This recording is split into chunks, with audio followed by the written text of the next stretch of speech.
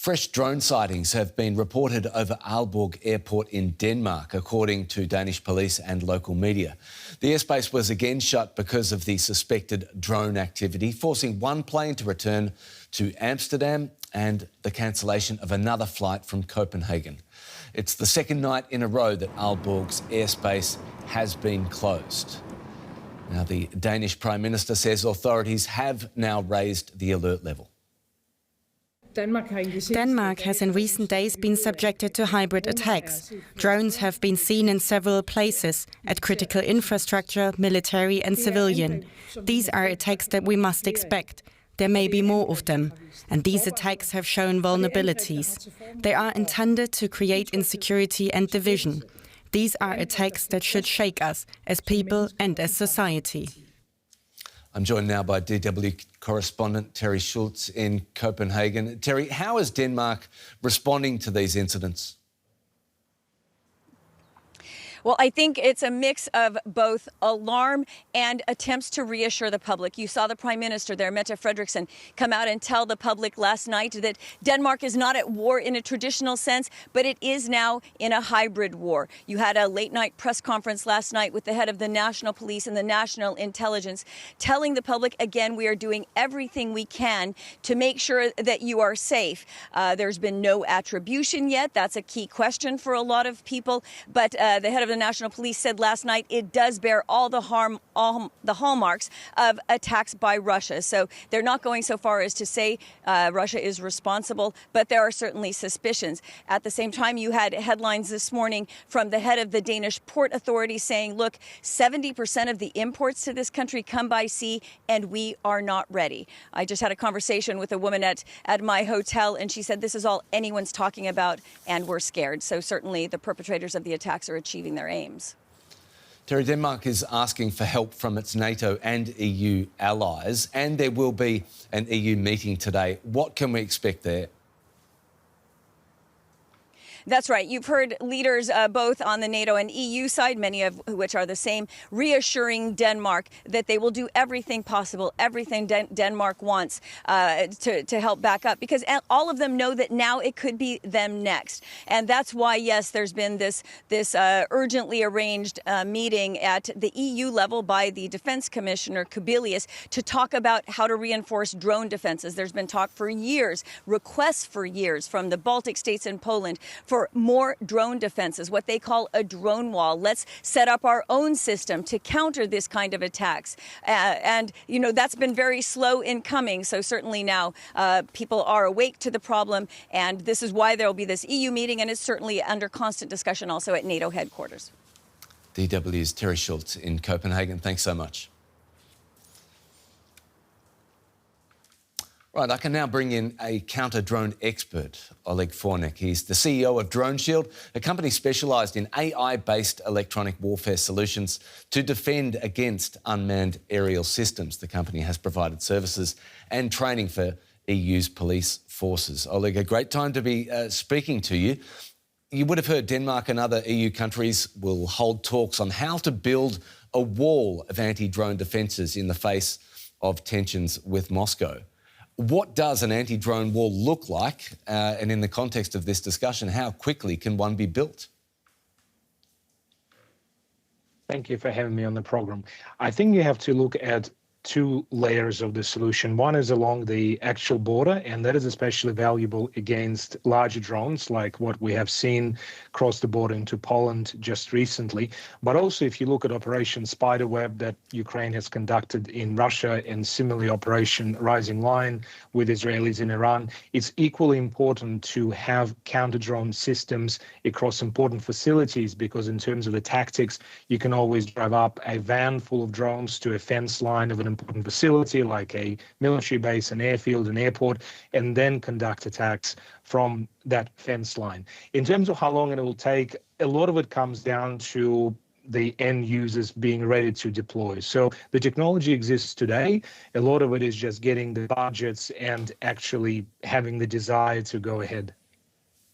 Oh, look, at this point, it's unclear who is flying these drones, at least over at Denmark. How concerned should we be that we still don't know for sure who is behind these incidents or apparently what they're being used for?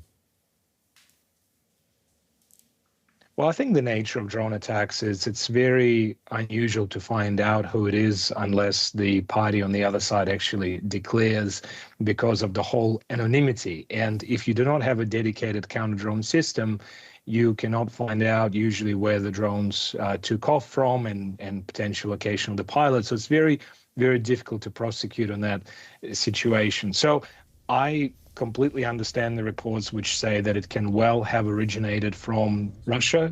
The whole concept of all in war, where you are testing enemies' weaknesses and trying to create havoc with whatever instruments at your disposal, and drones are great at that. They could have originated across the border, they could have originated from inside Denmark.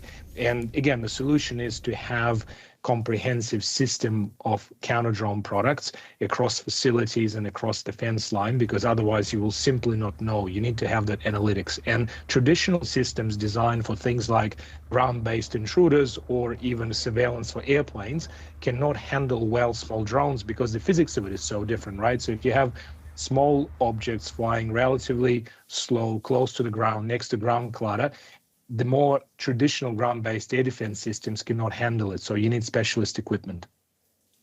Oleg, do you think the West is doing enough and fast enough to adapt to the threat posed by drones and other uncrewed systems? Well, I'm naturally biased here, but I think we can do a lot more and a lot faster. So the counter-drone threat really been, I think, in people's minds since 22, since invasion of Ukraine. But since then, while certain countries individually been doing more than others, there's still nowhere near enough. What we're generally seeing is a lot of our end users are either buying trial quantities, and depending on the size of the end user, that can be meaningful, but still less compared to really what they need and ultimately. And then a lot of others just do almost nothing. Like if you look at the airports today, to my knowledge, there is no one airport in the world that has fully deployed a counter-drone system, which is incredible in today's today's situation. So I think we can certainly do a lot more than what we're doing today. Oleg, before we go, you said earlier that whoever this enemy is testing, looking for weaknesses. Is it fair to say that they've found one? Well, they certainly found a lot of targets around airports that are easy. They found that it's quite easy to shut down an airport without ever being found out. And, what do you do next? We've seen this years ago in Gatwick, although obviously a very different situation. And in Christmas 2018, when the airport was shut down for a couple of days, the perpetrators were never found. And I think really now is the time for airports to hopefully finally see what's happening and be able to deploy counter-drone systems across their facilities and also other critical infrastructures. So let's not forget cyber attacks from drones.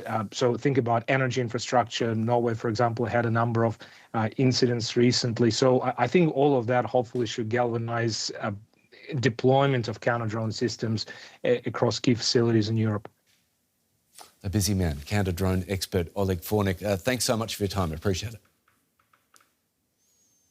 Pleasure.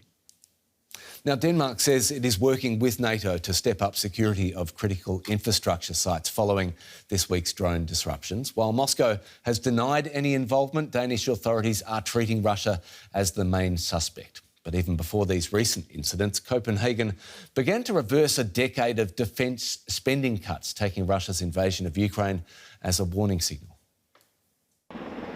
Danish troops in the Arctic, off the coast of Greenland, leading military exercises involving hundreds of NATO troops, part of a serious military upgrade. Denmark is a small country by any measure, with a population of about 6 million and some 20,000 active duty military personnel, divided among the Army, Navy and Air Force. The Army has just 8,000 soldiers, some of whom are stationed in Iraq or the United Kingdom in support of Ukraine. Its location makes it vulnerable, situated north of Germany on the Baltic Sea. For years, Russia has tested Western defenses over the Baltic with fighter planes and now increasingly with drones.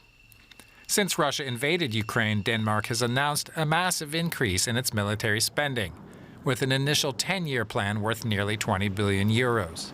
In February, it announced another multi-billion euro bump for this year alone. And in September, announced it was investing billions more in air defense and long-range missiles, a category of weapons long considered unnecessary for the country. When we make these decisions, they are historic investments in Danish defence. The purpose is to avoid going to war. Everything we do is about building a credible deterrent so that Russia does not advance. Although Denmark hasn't said exactly what it's buying, the bulk of the new spending will go to European-sourced systems, aligning Denmark towards Europe and away from dependence on the US, which has raised tensions with overtures towards acquiring Greenland, a Danish territory. US President Donald Trump has also questioned the need to support NATO, leaving Denmark stuck between an increasingly undependable traditional ally and an aggressive Russia. Finnish Foreign Minister Valtonen, thank you so much for talking to us. Sure. I would like to get your reaction to what the Russian Foreign Minister said at the G20 Foreign Ministers meeting here. I quote him, "Through Ukraine, NATO and the EU have declared war on Russia and are directly participating in it." What's your reaction? Well, that's utterly false, of course. Well, first of all, it is Russia who has been waging war against Ukraine since 2014. The full-scale invasion started 3.5 years ago, and also concretely the world knows that President Zelensky, Ukraine has been ready for a ceasefire, has been ready for negotiations. But on the very contrary, what does Russia? Well, not only do they continue their fight on the battlefield, but they have been specifically targeting civilians with drone attacks and with missile attacks, only increasing the pressure on the entire Ukrainian society, deporting children, which is a massive war crime, of course. So we know who is guilty. And at the same time, Russia, unfortunately, seems to be waging hybrid war also against the rest of the world, and not only in Europe. Here I've been speaking to quite so many African colleagues of mine, and everybody's worried about Russia's actions in Sahel, in Western Africa, where they are not only supporting military coups, but also spreading misinformation, disinformation to destabilize societies. We've seen Russian drones in Polish airspace, Russian jets violating Estonian airspace. What does that mean for Finland, considering that you have this really long border to Russia and our direct neighbors from them? Well, I guess Finland never has had any illusions about Russia. Of course, we have also in our past tried to engage with them. At the same time, we have always been prepared for the fact that they might be a threat, not just to us, but the rest of us as well.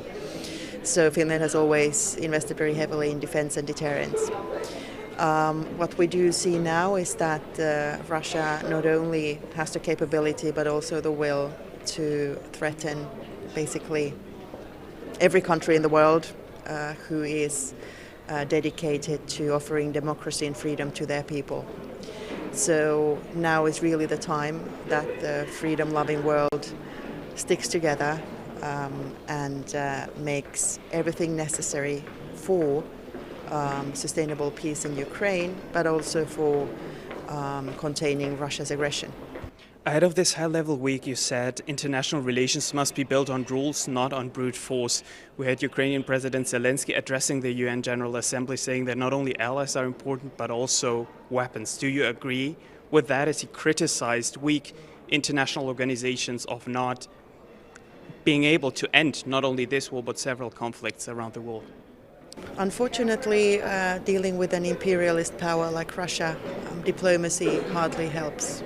We have tried it for so many years, even though we saw increasingly that Russia, again, in the past 20 years, was attempting to become a true military threat with Georgia, with Crimea and all this.